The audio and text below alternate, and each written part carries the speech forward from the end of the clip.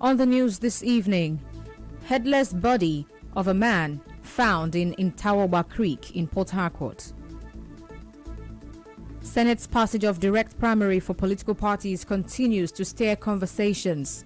INEC reacts to National Assembly's backing of electronic transmission of election results. Anambra Deputy Governor defects to APC. Port Harcourt residents call for total police reform as city's EndSARS protest marks 1 year today. On the foreign scene, UN calls for lifting of sanctions imposed over North Korea's nuclear programs. I am Constance Mega.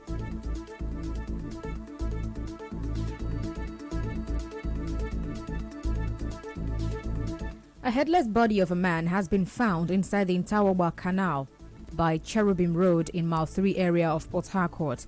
An eyewitness told our correspondent that the body with an arm cut off was discovered this morning by residents. He said the body was dumped in a trolley. As we wake up this morning, we saw a truck. They pushed it into the Intawawa Creek, Cherubim Road, Mile 3, roundabout. And this morning, we saw a truck with a young vibrant man fell with one hand cut off and the head cut off. So we don't know the actual person that did that evil. Even as I talk to you, the truck is there too. This truck they used to push this aquacrap people, they used to sell their scrap. Well, the River State Police Command is yet to speak on this.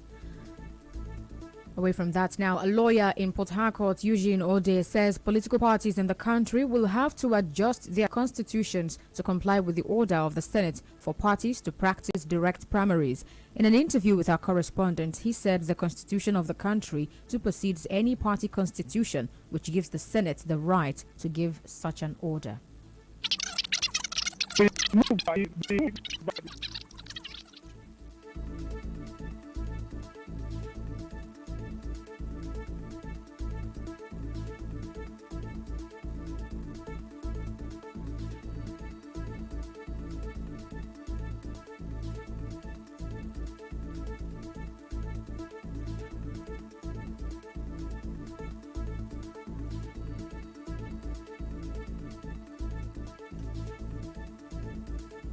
Apologies for the poor quality of that particular audio.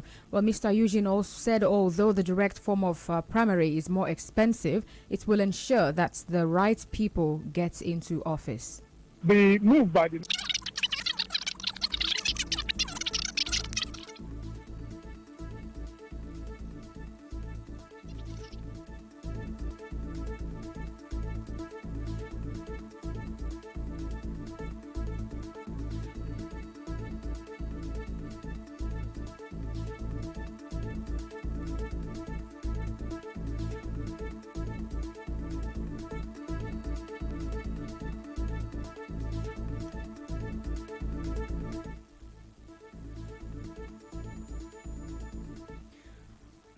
Apologies for that one too. Well, earlier the PDP said the Senate's move will increase the cost of nomination procedures for political parties. A statement by the party spokesperson Kola Olobondeyo described the decision of the Senate as retrogressive, capable of wiping off all the gains achieved in Nigeria's electoral practice since 1999.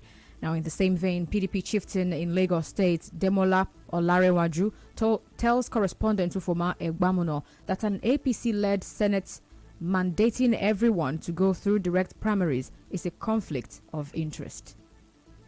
The Senate is APC dominated. The Senate has more or less, become a toothless bulldog with the executive, and it has shown itself to be a very partisan body in terms of its leadership. For that body to now be deciding that what is applicable in APC, what they started last year with direct primaries, should be applicable to all other parties. And for me, there's a conflict of interest there. Well, he, however, warned that the Senate's decision may put the 2023 general election at risk. It is a mess. It is a very, very messy process. And the way I am seeing it, 2023 is at risk. Not only will INEC be under pressure for months before the election, it is going to put pressure on the political parties. It's going to heat up the politics, because what you are going to have, if you decide to stagger it, what you would have is this person leading at this point, that person leading at that point. Everybody is trying to win. The politics gets heated up. Also, PDP chieftain in River State, Robinson Ewo, spoke on this. Each party have their own constitution, and their constitution contains their modus operandi. So for the Senate to now say in democracies, you look at the United States of America, you look at the Democratic direct mode of primaries is the most popular. I think after a while they will be able to revisit that decision. That decision is not a popular one, and it won't stand the test of time. Ewo, however, said the decision by the National Assembly to give INEC the powers to decide how to transmit election results will strengthen the country's democracy. Electronic transmission of results is long overdue. There is no way Nigeria can move forward with manual transmission of results. What will move our democracy forward is electronic transmission of results. That doesn't mean that APC or PDP will benefit from it. It's something that will benefit the Nigerian people. So no court in the land or individual can query why INEC should give a guideline that supports electronic transmission of results, because the power has been given to them now by the Constitution and by the Electoral Act and by their own regulation of elections. Similarly, APC chieftain Chris Finebone hailed the decision of the Senate to allow INEC transmit election results electronically. Mr. Finebone said INEC will perform better if allowed to transmit election results electronically. What the Senate has done now appears to be better thought through because it is beyond the narrow confines of just electronic transmission. Apart from unshackling the electoral umpire INEC, it truly gives INEC the latitude to resort to any other practicable mode of transmission whenever electronic transmission is imperiled by poor communication or whatever. What we now have is a mature and deserving enablement for INEC to perform optimally for the benefit of Nigerians. Meanwhile, INEC has applauded lawmakers for granting its legal permission for the electronic transmission of election results. INEC National Commissioner and Chairman, Information and Voter Education Committee, Festus Okoye, tells correspondent Ijoma Esek that the upper chamber has shown that it is open to public advice. I think that the National Assembly shows that they have a listening ear and that somebody resides with the people through whom power flows. The fact that they reverse themselves is a credit to them and also a credit to the Nigerian people and also a credit to the doggedness of the Independent National Electoral Commission in putting out its own position very clearly, comprehensively, and unambiguously. In another development, the Deputy Governor of Anambra State, Dr. Nkem Okeke, has defected to the APC. President Muhammadu Buhari received the Deputy Governor today at the Presidential Villa in Abuja. Okeke was led to the President by the APC Caretaker Committee Chairman and Yobe State Governor Mai Mala Buni and Imo State Governor Hope Uzodimma. Where Governor Uzodimma, who presented the new APC member to the President, briefed State House correspondents at the end of the meeting, where he said he is confident that there will be more defections to the APC before the November 6 governorship election in Anambra State. Still ahead, Port Harcourt residents call for total police reform as city's EndSARS protest marks 1 year today. Our freedom depends on our proactive responsibilities. Let's talk, act, and be about development. With one voice, our potential is realized. This is your number one news, talk, and sports radio station. 92.3 Nigeria Info. I am listening.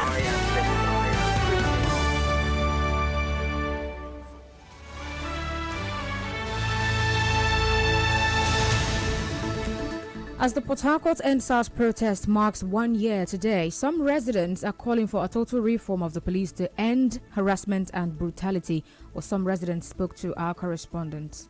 Nothing really has changed. The harassment from the uniformed guys is still on the rise. The protest was only an eye-opening that, of a truth, it don't choke us for neck. But what can we do as a people? Government cares less about its populace. I can't see that anything stops as per the harassment. I'll just say that the rate at which violent videos surface the internet reduced. If we woke up to like 10 videos every day, after the protest, we can actually say that we now wake up to like 1. Making your hair as a guy, you'll be arrested back then. But now it has really reduced. In Port Harcourt, they said they have reformed the team, but can't actually reform the mentality of people just like that. There has to be drastic change. Well, as you may know, hundreds of Port Harcourt residents took to the streets last year to protest police brutality in the hashtag EndSARS protest. The demonstrations rocked the country for 2 weeks as different states took turns to hold protests and candlelight processions. Well, the protests led the federal government disbanding SARS and setting up judicial panels of inquiry to investigate the widespread allegations of abuses by officers. Programs Director of Social Action, Botti Isaac, says it is worrisome that the NDDC forensic audit report is yet to be made public more than 1 month after it was submitted to President Buhari. He said this at a town hall meeting by civil society groups in Port Harcourt. Details of the report remain scanty, even though the minister confirmed that some 12,000 contracts that were awarded were abandoned, worth 3 trillion naira. It is in this context that we have organized this town hall meeting to mobilize critical community and stakeholder voices to call on the federal government to do the needful on the findings of the forensic report. Well, recall that President Muhammadu Buhari received the final report of the forensic audit of the NDDC on September 2. In business, the 2022 budget proposal has passed the second reading in the Senate. The passage through the second reading follows a debate by federal legislators on the budget. President Buhari had on Thursday last week presented a 16.39 trillion naira budget proposal for the 2022 fiscal year. In entertainment, Nollywood actress Iretiola Doyle has apologized after 3 people took to Twitter to claim she was mean and snubbed them when they met her. Well, the Twitter users made the allegations in response to a tweet asking people the meanest celebrity they ever met. In sports, Afrobasket champions, the D Tigers, are protesting unpaid wages and allowances. They are also expressing grievances over what they described as unfair treatment meted out to them by the federal government and the Nigeria Basketball Federation after their victory at the 2021 FIBA Afrobasket Women's Championship in Cameroon.